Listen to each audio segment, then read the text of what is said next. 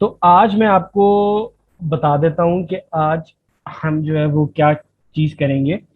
आज हम ये देखेंगे कि जीरो के अंदर बैंक अकाउंट कैसे होता है और ऐड होता है। उसके बाद हम अपनी डेमो कंपनी के अंदर जाएंगे और एक और चीज आज हम सीखेंगे, ट्रैकिंग कैटेगरीज के बारे में जो है आज हम डिस्कस करेंगे और इसको पढ़ेंगे। तो सबसे पहले आप बैंक अकाउंट को ऐड करने की बात करते हैं। बैंक अकाउंट तीन तरीके से ऐड हो सकता है, वो आपको एक ही स्क्रीन पे लेके जाएगा। पहला तरीका ये है कि आप यहाँ पे क्लिक कर दीजिए, यहाँ पे, और यहाँ पे connect your bank to import transactions automatically, इधर क्लिक कर दीजिए।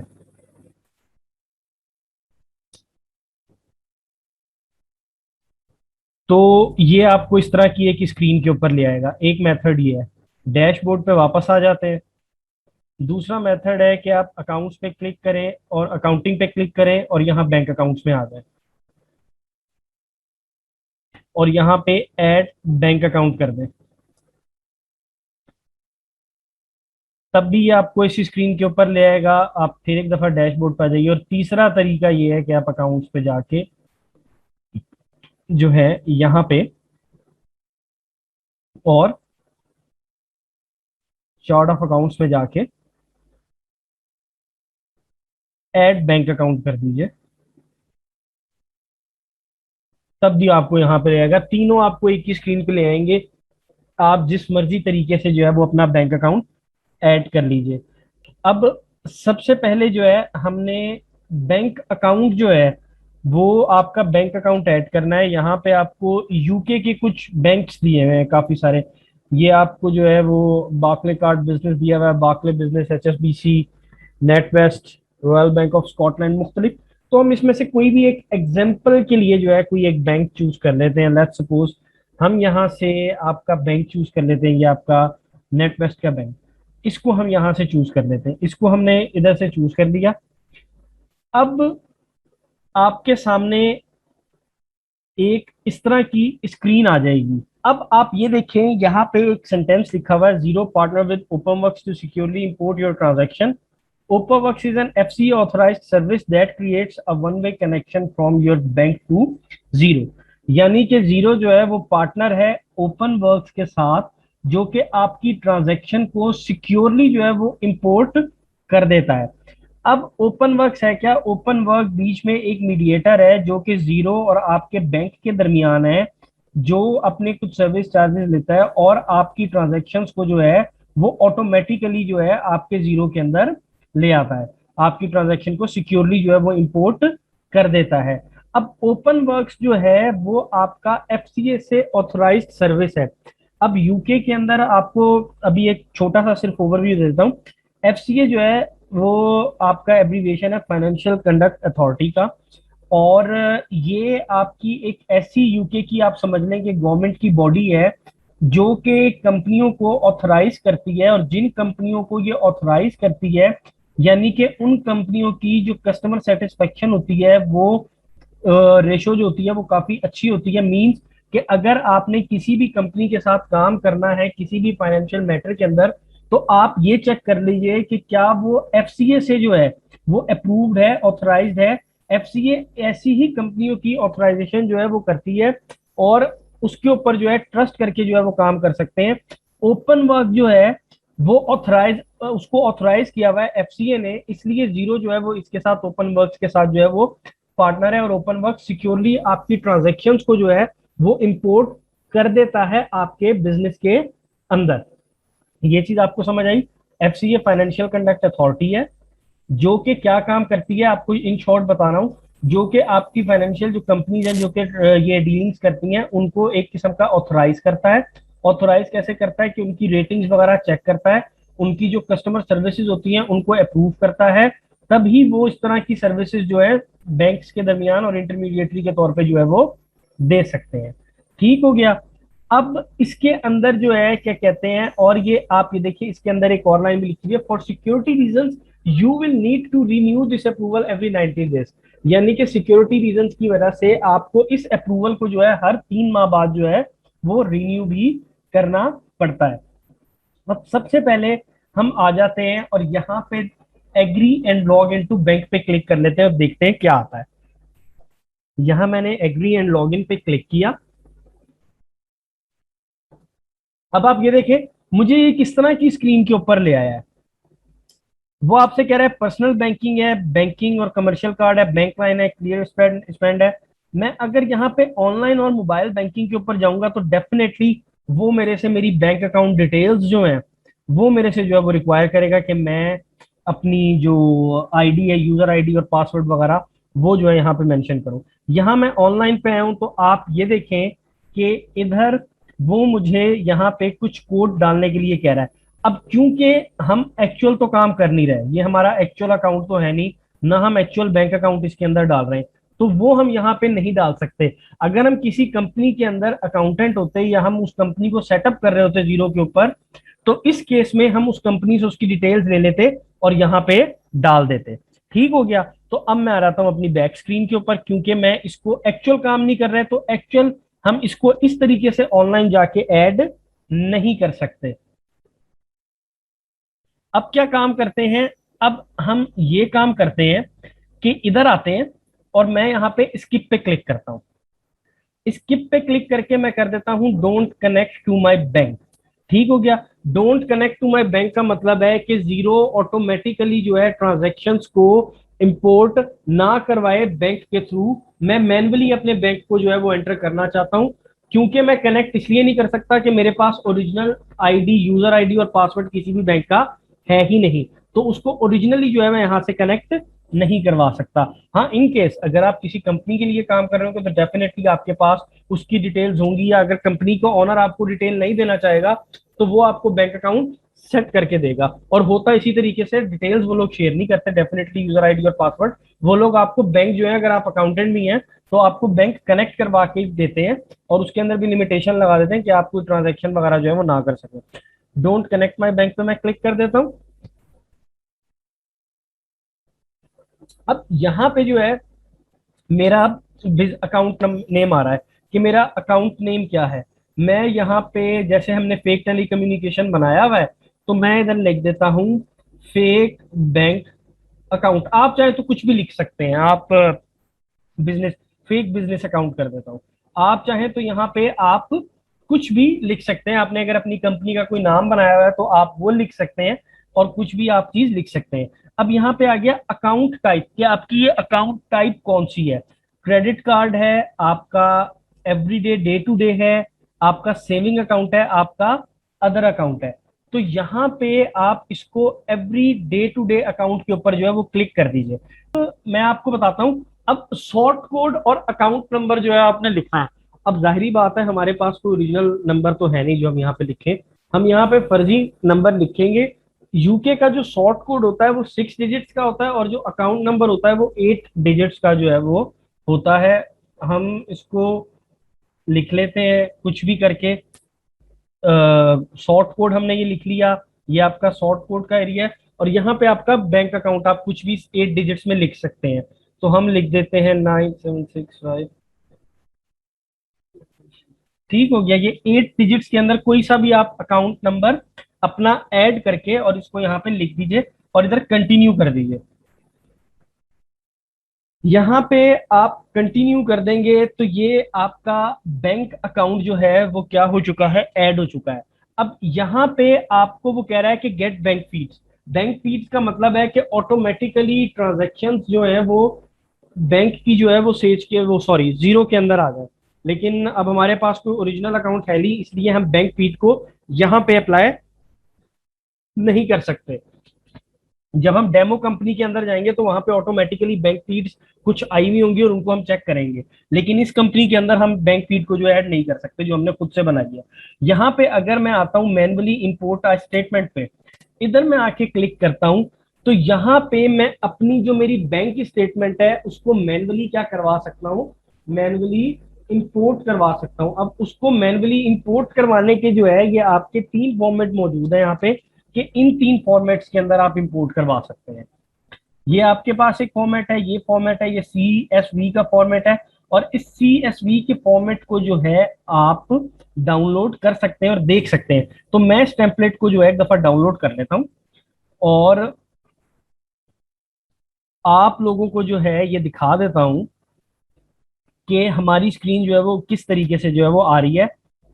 इस टेम्पलेट के अंदर जो है हम बैंक अपनी ट्रांजैक्शंस जो है वो डाल सकते हैं, बैंक स्टेटमेंट। यानी हमने अपनी बैंक स्टेटमेंट कॉपी की, यहाँ पे हम डेट डाल सकते हैं, डेट वाला कॉलम डाल सकते हैं, यहाँ अमाउंट लिख सकते हैं, यहाँ पे पे जिससे रिसीव किया है, जिसको पे किया उसका नाम आ जाएगा। उसके बाद जो है यहाँ पे आपकी डिस्क्रिप्शन आ जाएगी किस पर्पस के लिए, यहाँ पे रेफरेंस, अगर कोई इनवॉइस रेफरेंस वगैरह जो है वो आप देना चाहते हैं लिख देते हैं, अगर इनवॉइस रेफरेंस तो वो आपका यहाँ पे आ जाएगा। उससे क्या होगा कि जब वो ये आपकी बैंक स्टेटमेंट जो है वो होगी, एक्सपोर्ट होगी इसके अंदर जीरो के अंदर, तो वो ऑटोमेटिकली आपको इनवॉइस के रेफरेंस नंबर से जो है वो आपको कह देगा कि इस इनवॉइस के अगेंस्ट या इस पेमेंट के अगेंस्ट जो है हम इसको एडजस्ट कर दें। और यहाँ पे अगर आपका कोई चेक नंबर वगैरह है, कोई चेक के थ्रू पेमेंट हुई है, तो वो आप यहाँ पे लिख सकते हैं, वो आपका आ जाएगा। तो इस तरीके से आप अपनी कॉलम्स को जो है, इन सेल्स को फिल आउट कर सकते हैं, और इन सेल्स को फिल करने के बाद जो है आप अपनी सीएसवी फाइल को जो है वो आप इंपोर्ट वो करवा सकते हैं जीरो के अंदर। ठीक हो गया। तो ये आपका एक टेम्पलेट था, इसको आप यहाँ से डाउनलोड कर लीजिए और अपने पास सेव करके रख लीजिए कि आपको पता हो कि जीरो की फाइल जो है वो बैंक फाइल किस टेम्पलेट के अंदर जो है वो अपलोड होती है। लेकिन अगर मैं आपको रियल बेसिस के ऊपर बात बताऊं तो इस चीज की बैंक फाइल अपडेट करने की जो है वो जरूरत आती नहीं है, क्योंकि जिन्होंने भी जीरो की सब्सक्रिप्शन ली हुई होती है उन्होंने बैंक की ऑटो फीड जो है वो लगाई हुई होती है, जिससे ऑटोमेटिकली ट्रांजेक्शन बैंक के अंदर आ रही होती है। तो हमें मैनुअली ना तो कोई ट्रांजेक्शन ऐड करने की जरूरत पड़ती है और ना ही इस तरह की फाइल जो है वो अपलोड करने की जरूरत पड़ती है। ये मैंने आपको सिर्फ एक बताया है कि जो ऑप्शन हमारे पास मौजूद है, लेकिन प्रैक्टिकल वर्क के अंदर जो है इस तरह की चीज इंप्लीमेंट नहीं होती, क्योंकि ऑटोमेटिकली बैंक फीड जो है वो लगी हुई होती है जब आप एक्चुअल कंपनी का काम जो है वो करेंगे। तो ये आपकी एक छोटी सी चीज हो गई थी कि इसको आप यहां से कर सकते हैं। अब हम आ जाते हैं आपके डैशबोर्ड पे। मैं यहाँ पे आपके डैशबोर्ड पे आ गया, और डैशबोर्ड पे आके ये देखिए यहाँ पे मैंने देखा, अब आप भी सारे अपने डैशबोर्ड पे आ जाइए। आपने जो भी कंपनी बनाई हुई होगी, जिस भी नाम से बैंक अकाउंट आपने अपना बनाया होगा, जो भी बैंक सेलेक्ट करके, आपके पास यहाँ पे वो बैंक अकाउंट जो है वो शो हो जाएगा। ये आपका जो है आ गया। अब ये आपका बैंक अकाउंट ऐड हो गया। अब इसी तरीके से अब देखें, एक चीज समझें, आपने बैंक अकाउंट ऐड कर लिया है, लेकिन इसके अंदर आपने जो है वो bank feed, automatically bank feed आपकी नहीं लगी हुई। क्यों? क्योंकि आपके पास ओरिजिनल अकाउंट नंबर नहीं था। अगर आपके पास ओरिजिनल बैंक की अकाउंट डिटेल्स होती तो आपकी बैंक फीड जो है यहाँ पे लग जाती। अच्छा, अब इसके अंदर जो है, अब हम यहाँ पे दोबारा आ जाते हैं बैंक अकाउंट्स में। ठीक हो गया। ऐड बैंक अकाउंट पे क्लिक कर देते हैं।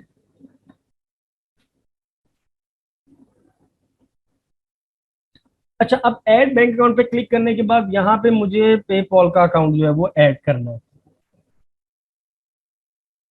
ये रहा मेरा पेपॉल का अकाउंट। ठीक हो गया जी। ये पेपॉल का अकाउंट मुझे ऐड करना है, मैं इस पे क्लिक कर देता हूँ।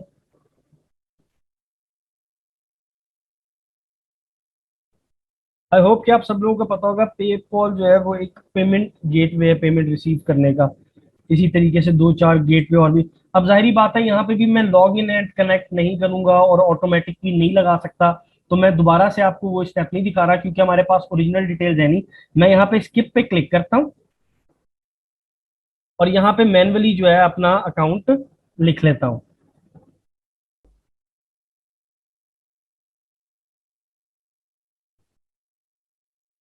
पेपॉल, फेक पेपॉल अकाउंट बना लेते हैं। फेक पे फेक पेपॉल अकाउंट। ठीक हो गया, ये हमारा फेक पेपॉल का अकाउंट हो गया। अब इधर करेंसी ऑटोमेटिकली जो है वो GBP, great Britain pound select है, इसको वही रहने दीजिए क्योंकि हम ये यूके के लिए कर रहे हैं। यहाँ पे आप कंटिन्यू पे क्लिक कर दीजिए।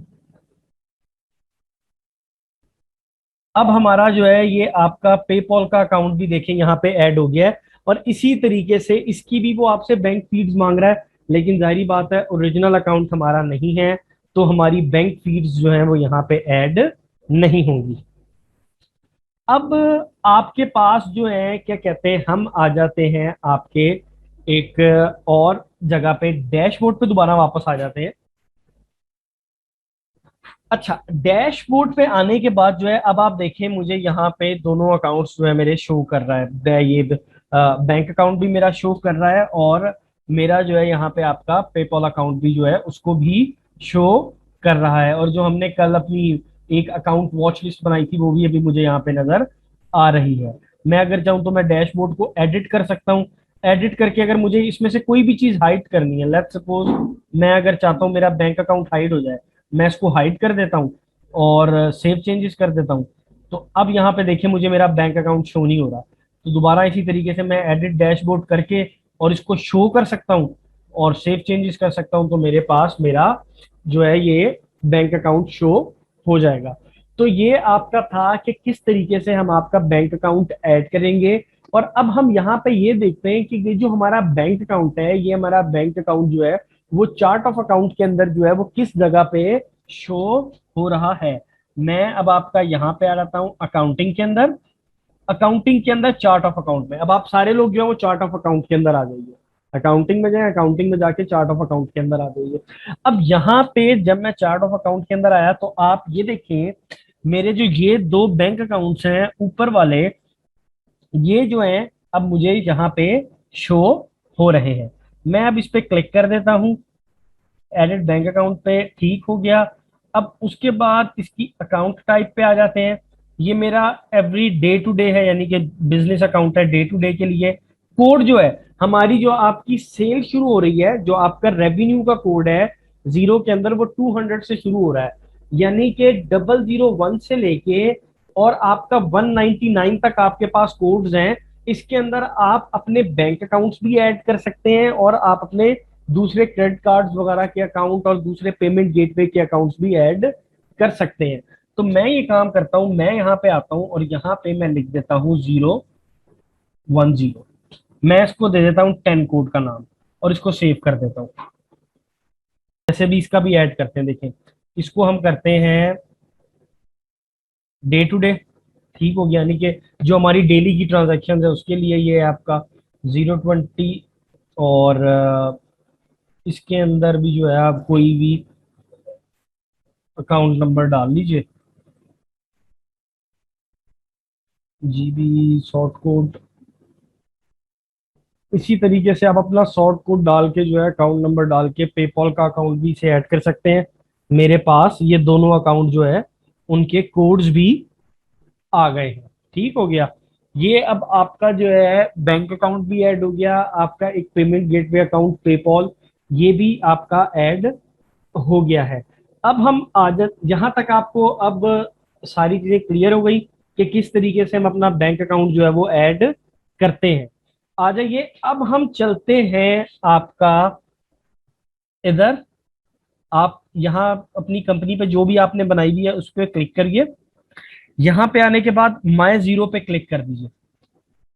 अब जब हम यहाँ पे आ गए हैं तो अब ये देखें हमने यहाँ पे लिखा हुआ है कि अब आप डेमो यूके की कंपनी जो है वो यूज करें। अब हम डेमो कंपनी की तरफ जाएंगे और उसको जो है वो यूज करके देखेंगे। देखें ये जो आपकी डेमो कंपनी है, इसको यहाँ पे आपका एक बटन बना हुआ होगा रीसेट का, और यहाँ पे चेंज कंट्री का आपका बटन बना हुआ होगा। देखिए अगर आप यहाँ पे चेंज कंट्री पे आए तो आप यहाँ पे यूके की जगह कोई भी और कंट्री सेलेक्ट कर सकते हैं अपनी डेमो कंपनी के लिए। लेकिन आप उसे सेलेक्ट ना करिएगा, क्योंकि आगे जो हमने पेरोल की बात करनी है, टैक्सेस की बात करनी है, वो सारी यूके के हिसाब से करनी है, तो आप इसको यूके का ही रहने दें।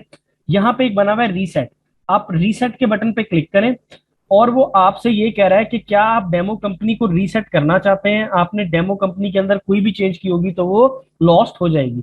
हम इसको रीसेट डेमो कंपनी पे क्लिक कर देते हैं। तो अगर हमने कोई भी अपनी ट्रांजैक्शंस डेमो कंपनी के अंदर की हुई होंगी तो वो ऑटोमेटिकली रीसेट हो जाएंगी और हमारे पास एक न्यू डेमो कंपनी जो है वो आपकी खुल जाएगी। ये हमारे पास आपकी नई डेमो कंपनी जो है वो ओपन हो गई है। यहां से जो है अब आप इस स्क्रीन को जो है वो क्लोज कर दें और अब आपके पास ये डेमो कंपनी खुली हुई है। ये वैसे ही आपको दिया हुआ है, इसको आप क्रॉस कर दें। ये वैसे ही आपको कुछ शॉर्ट वीडियोस दी हुई है, अच्छा, अब आपके पास ये डेमो कंपनी जो है वो आ चुकी है और अब हम डेमो कंपनी के अंदर काम स्टार्ट करेंगे। जैसे कि आप ये देखिए, यहाँ पे आपकी 29 रेकनसाइल आइटम्स जो हैं वो आपके पड़े में हैं, जिसको आपने रेकनसाइल जो है वो अभी करना है। ठीक हो गया। अब आपके जो है ये दूसरे आपके अकाउंट्स हैं, बिजनेस सेविंग अकाउंट्स और ये अकाउंट वॉच लिस्ट वगैरह, ये सारी चीजें। अब हम आ जाते हैं, ये सारा डैशबोर्ड हमने डिस्कस किया हुआ था। अब इस डेमो कंपनी के अंदर जो है क्या कहते हैं, हम आ जाते हैं यहां से। हम अब जो अगला काम अपना करेंगे, हम अगला काम अपना करेंगे ट्रैकिंग कैटेगरीज का। ट्रैकिंग कैटेगरीज का काम हम किस तरह करेंगे, यहां पे क्लिक करेंगे, सेटिंग्स में जाएंगे, सेटिंग्स में जाने के बाद एडवांस सेटिंग्स में क्लिक करेंगे। एडवांस सेटिंग्स में क्लिक करने के बाद जो है ट्रैकिंग कैटेगरीज, यहां पे जो है ट्रैकिंग कैटेगरीज के ऊपर जो है वो क्लिक कर देंगे। अच्छा, ये अब आपकी स्क्रीन है ट्रैकिंग कैटेगरीज की। इसके बारे में मैं आपको बता दूं, खैर ये थोड़ा टेक्निकल और कॉम्प्लेक्स था जो है वो कॉन्सेप्ट है, लेकिन एक दफा आपको इसका ओवरव्यू दे देता हूं ताकि आपको जो है पता हो इस चीज के बारे में कि ये क्या चीज है। पहले इसको जो है ना आसान लफ्जों में जो है ना समझ लेते हैं। लेट्स सपोज कि मेरी एक कंपनी है, वो पाकिस्तान के 4 शहरों में जो है वो काम करती है। मुल्तान में, भावलपुर में, लाहौर में, इस्लामाबाद में। ये 4 उसके शहर हैं। इन 4 शहरों में मेरी कंपनी काम करती है। अब मेरी कंपनी जो है इन 4 शहरों में काम करती है, तो मेरी कंपनी के ये 4 क्या हो गए, रीजन हो गए। अगर अब मैं ये चाहता हूं कि मेरी कंपनी के जो एक्सपेंसेस हैं और जो इनकम है, मींस कि मेरी कंपनी का और जो मेरी कंपनी के सारे एसेट्स वगैरह है, बैलेंस शीट वगैरह है सारी, वो मुझे शो हो हर शहर के वाइज, यानी कि मुल्तान की अलग इनकम शो हो, बहावलपुर की अलग शो हो, और इसी तरीके से जो है वो लाहौर की अलग, इस्लामाबाद की अलग। तो इन 4 शहरों की इनकम जो है मुझे अलग अलग शो हो, वो भी एक क्लिक के ऊपर। यानी कि मैं एक क्लिक करूं और ये 4 शहर जो है वो अलग अलग हो जाएं, और जब मैं एक क्लिक करूं तो इन 4 की एक साथ भी आ जाए, तो उसे हम बोलेंगे रीजन। क्या कहेंगे उसे, रीजन कहेंगे। कि यार ये हमारे जो है क्या कहते हैं, ये 4 रीजन है, और इन 4 या 5 रीजन, जितने भी रीजन है, उसके अंदर जो है हमारी कंपनी के जो है वो प्रॉफिट्स, इस शहर के इतने इतने प्रॉफिट्स हैं, और इतने इतने एक्सपेंसेस हैं, और इतने इतने एसेट्स और इतनी इतनी लाइबिलिटीज इन शहर की जो है वो पड़ी हुई है हमारे पास। यानी कि आप समझे कि बिजनेस एक ही है 4 शहरों में, और उसकी 4 अलग अलग स्टेटमेंट्स भी अवेलेबल है, और एक साथ अगर कोई स्टेटमेंट चाहिए तो वो भी अवेलेबल है। इसको हम बोलते हैं आपका रीजन। अब इसके अंदर एक और चीज ऐड कर लेते हैं। रीजन आपको समझ आ गई कि एक बिजनेस जो कि 4 शहरों में ऑपरेट कर रहा है, और उन 4 शहरों की अलग अलग इनकम, अलग अलग जो है वो बैलेंस शीट हमें शो हो जाए, और उनके अलग अलग सप्लायर, अलग अलग जो भी उनके वेंडर्स हैं, कस्टमर्स हैं, सारा कुछ अलग अलग भी शो हो जाए और एक साथ भी शो हो जाए। ये तो हमारा हो गया रीजन। अब लेट्स सपोज मेरा एक बिजनेस है, और मेरा वो बिजनेस जो है 4 रीजन के अंदर डील करता है, और उसके जो है डिपार्टमेंट्स भी हैं। लेट्स सपोज डिपार्टमेंट से क्या मुराद है, मैं काम करता हूं, मेरी कंपनी जो है, अब जो हमारी ये टेलीकम्युनिकेशन की कंपनी है, ये ब्रॉडबैंड सर्विसेज भी देती है आपकी, ये टेलीफोन की सर्विसेज भी देती है, लेट्स सपोज, और ये आपको जो है केबल की फैसिलिटी भी देती है। ठीक हो गया। इसी तरीके से इसके जो है वो 4-5 डिपार्टमेंट कह लें, लेट्स सपोज इसको इस तरीके से भी दे सकते हैं कि मेरी एक कंपनी है, वो एडवर्टाइजिंग की सर्विसेज भी देती है, एचआर की सर्विसेज भी देती है, बुक की अकाउंटिंग की सर्विसेज भी देती है, और आपको जो है ये ब्रॉडबैंड की सर्विसेज भी देती है। 4 तरह की सर्विसेज दे रही है। इसका मतलब है कि अगर अब मैं चाहूं तो मुझे अपने बिजनेस का रीजन वाइज भी और डिपार्टमेंट वाइज भी अलग अलग प्रॉफिट पता चल सकता है। ठीक हो गया। अब जरा आए इसको प्रैक्टिकली तौर पे जो है ना वो देखते हैं। यहाँ पे उन्होंने जो है ना ऑटोमेटिकली कुछ रीजन्स क्रिएट किए हुए, east side, north side, south, west coast. ठीक हो गया। ये आपके 4 रीजन है। अगर आपने कोई और रीजन ऐड करना है तो यहाँ पे आप ऐड कर लें, और उसको आप कोई भी नाम दे दें, XYZ, कुछ भी आप नाम दे सकते हैं उस रीजन को, और इसको यहाँ पे सेव कर लें। तो अब आपके पास एक और रीजन भी ऐड हो गया है, XYZ। जाहिरी बात है, अब जो कंपनी काम कर रही होगी उसके रीजन अलग अलग होंगे। जैसे हम पाकिस्तान में रहते हैं तो हमारे पाकिस्तान के रीजन अलग होंगे और कहीं और के रीजन अलग होंगे। तो जो भी रीजन है वो यहाँ पे आ गया। लेट्स सपोज अब इस कंपनी के जो है वो 5 रीजन है। ठीक हो गया। अब मैं यहाँ पे आके एक और ट्रैकिंग कैटेगरी ऐड कर देता हूँ। ट्रैकिंग कैटेगरी का मतलब क्या है, इस चीज को समझे। मतलब ट्रैक करना कि आपकी जो expenses, income, assets, liabilities, customer, suppliers हैं, उनको ट्रैक करना कि वो कहाँ से रिलेट करते हैं। ट्रैक आप समझते हैं ना, वो जो ट्रैकिंग जो आपके कुरियर वाले होते हैं वो भी ट्रैकिंग आईडी होता है उनके पास, ट्रैकिंग आईडी से वो जाते हैं कि कहाँ का है ये। इसी तरीके से जो है ये आपकी ट्रैकिंग कैटेगरी है। अब इसमें एक और ट्रैकिंग कैटेगरी ऐड करेंगे। ठीक हो गया। इस ट्रैकिंग कैटेगरी को हम नाम क्या दे देते हैं, इसको हम नाम दे देते हैं अपना, लेट्स सपोज डिपार्टमेंट कह लेते हैं। इस एग्जांपल को लेके चलते हैं, डिपार्टमेंट कह लेते हैं। इसमें हम लेट्स सपोज कहते हैं कि हमारी एक जो है वो आपकी एडवर्टाइजिंग है, एक कैटेगरी। एक कैटेगरी जो है वो आपकी है एडवर्टाइजिंग कह लें, अकाउंट्स कह लें, एचआर कह लें, और इसमें एक और ऐड कर देते हैं। लेट्स सपोज आप उसको कह लें ब्रॉडबैंड कह लेते हैं चले, क्योंकि ये हमारी जो फेक टेलीकम्युनिकेशन के नाम से हमने बनाई हुई है, ब्रॉडबैंड इसको कर लेते हैं। ठीक हो गया। यानी कि 4 जो है ना ये डिपार्टमेंट्स हैं, सो एंड सो ऑन, जितने आप ऐड करना चाहें। ठीक हो गया।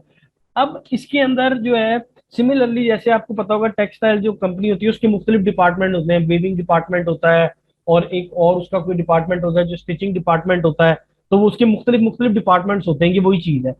यहाँ पे अब हम इसको जो है वो सेव कर लेते हैं। ठीक हो गया। अब आप ये देखें, ये है रीजन और ये है डिपार्टमेंट। ठीक हो गया। इसी तरीके से अगर हम डिपार्टमेंट में भी कोई और कैटेगरी ऐड करना चाहते हैं वो भी इसी तरीके से यहाँ पे हम डिपार्टमेंट में जो है वो ऐड कर सकते हैं। जैसे आप कुछ भी कह लें, ये आप कह लें आईटी। ठीक हो गया। ये आपकी एक और कैटेगरी भी जो है यहाँ पे ऐड होगी डिपार्टमेंट्स पे। अच्छा, अब आप ये देखिए, मैं अब आपका ऐड ट्रैकिंग कैटेगरी के ऊपर क्लिक करता हूं तो मेरे पास आपका ये एरर आ जाएगा। इसका मतलब ये है कि आपकी मैक्सिमम 4 कैटेगरीज जो है वो ऐड हो सकती हैं, और उसमें से सिर्फ और सिर्फ 2 कैटेगरीज जो है वो एक्टिव हो सकती हैं। अगर आपने कोई कैटेगरी ऐड करनी है 2 कैटेगरीज के बाद, तो जो आपकी पहली कैटेगरीज हैं उनको आपको आर्काइव या डिलीट करना पड़ेगा। तो इसमें ये चीज है कि जीरो के अंदर ये एक लिमिटेशन है कि ये 2 ट्रैकिंग कैटेगरी से ज्यादा जो है वो ऐड नहीं करती। और ज्यादातर मोर देन 95% बिजनेसेस के अंदर, या 99 का आप कह लें, यही सिचुएशन होती है कि ज्यादा से ज्यादा उनके रीजन अलग होंगे, रीजन अलग होंगे मैक्सिमम, और उसके बाद क्या चीज होगी, रीजन के अलावा उनके डिपार्टमेंट्स अलग होंगे, और तो कोई ट्रैकिंग कैटेगरी बनती ही नहीं है। तो हम इसको कर देते हैं ओके। यानी जीरो के अंदर आप 2 से ज्यादा ट्रैकिंग कैटेगरी ऐड नहीं कर सकते। यहां तक तो अब आपको एक बात समझ आ गई कि जो है ना ये ट्रैकिंग कैटेगरीज आपकी क्या है, रीजन वाइज क्या है, डिपार्टमेंट वाइज क्या है। अब मैं आपको एक और प्रैक्टिकल एग्जांपल दिखाता हूं जिससे आपको और ज्यादा अच्छे तरीके से क्लियर हो जाएगा कि मैं आपसे क्या कहना चाह रहा हूं। आप डैशबोर्ड पे आ जाइए वापस।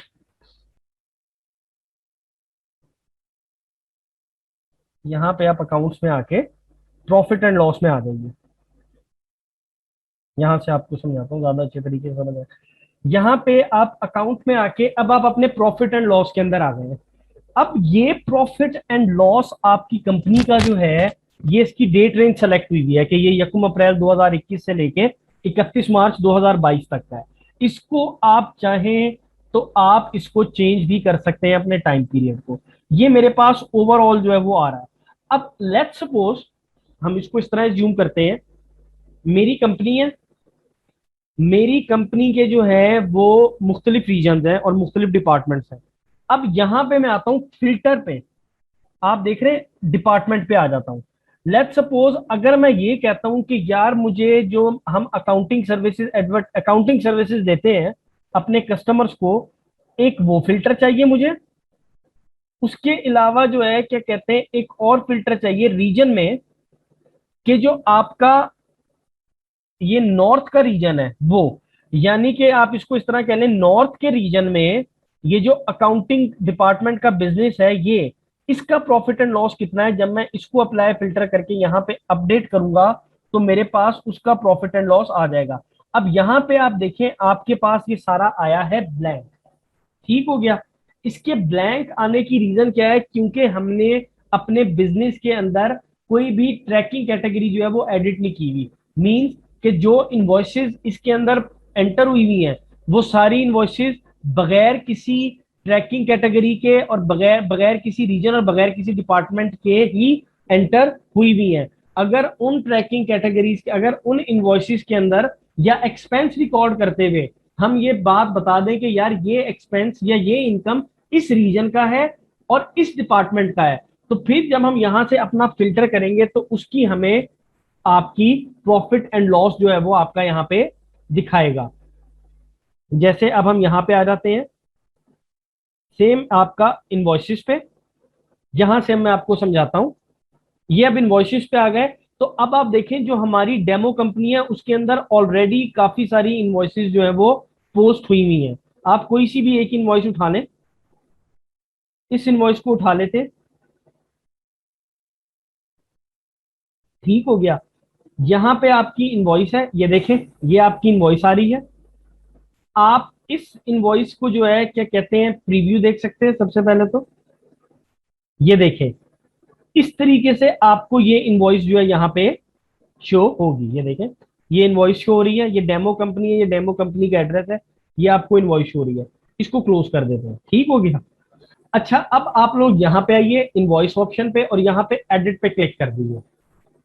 अब जब आपने एडिट पे क्लिक किया तो आप ये देखिए, यहाँ पे मुझे दो ऑप्शंस दिखा रहा है, आपका रीजन और आपका डिपार्टमेंट।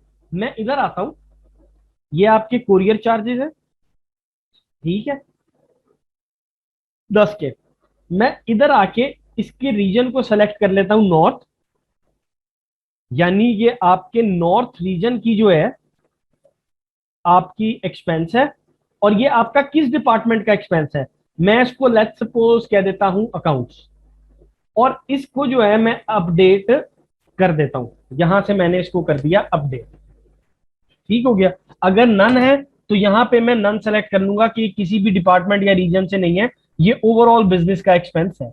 यहां पे मैंने अब इसको सेलेक्ट कर लिया। अब मैं क्या काम करता हूं कि आपने ये देखा कि अब ये वाला जो एक्सपेंडिचर है कोरियर चार्ज का, ये आपका 10 का, ये 10 पाउंड का जो आपका एक्सपेंस है, ये 10 पाउंड का एक्सपेंस आपका किस रीजन का है, ये आपका नॉर्थ रीजन का है। और ये आपका किस डिपार्टमेंट का है, ये आपके अकाउंट्स के डिपार्टमेंट का है। अब यहां पे मैं दोबारा अकाउंटिंग के अंदर आ जाता हूं, यहां पे प्रॉफिट एंड लॉस में आ जाता हूं। ये मुझे आपकी कंपनी का ओवरऑल प्रॉफिट एंड लॉस दिया हुआ है इसके अंदर, क्योंकि जो डेमो कंपनी है, डेमो कंपनी में रीजन और डिपार्टमेंट जो है वो सेलेक्ट ही नहीं हुए। उन्होंने एक्सपेंस बगैर रीजन और बगैर डिपार्टमेंट के पोस्ट किए हुए हैं, तो आपको ये ओवरऑल नजर आ रहा है। अब मैंने एक इनवॉइस को एडिट किया है, और इस इनवॉइस को एडिट करने के बाद जो है मैंने ये काम किया है कि उसको मैंने नॉर्थ का रीजन की इनवॉइस बना दी है और अकाउंट्स डिपार्टमेंट की इनवॉइस बना दी है।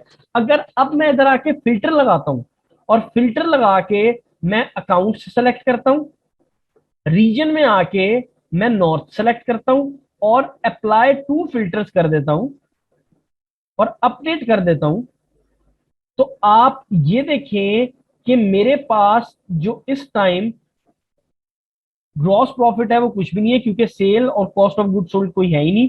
सिर्फ और सिर्फ मेरे पास जो है ये फ्रेट और कुरियर के जो है क्या कहते हैं चार्जेस हैं, ये आपके 10 पाउंड के आ रहे हैं। यही मेरे पास जो है एक एडमिनिस्ट्रेशन कॉस्ट है जो आ रही है, बाकी और कुछ भी नहीं है। क्लियर हो गया।